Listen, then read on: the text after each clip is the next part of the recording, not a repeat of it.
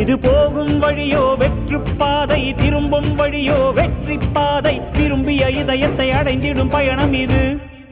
கடல் தாண்டும் பறவைக்கெல்லாம் வழியில் மரங்கள் கிடையாது. ஆனாலும் கண்டம் தாண்டும் சிறகுகள் வலிக்காது. மலையேறும் எறும்பின் கால்கள் வெயிலை மிதித்து உடையாது. மனதோடு காதல் வந்தால் மனிதா தடையேது.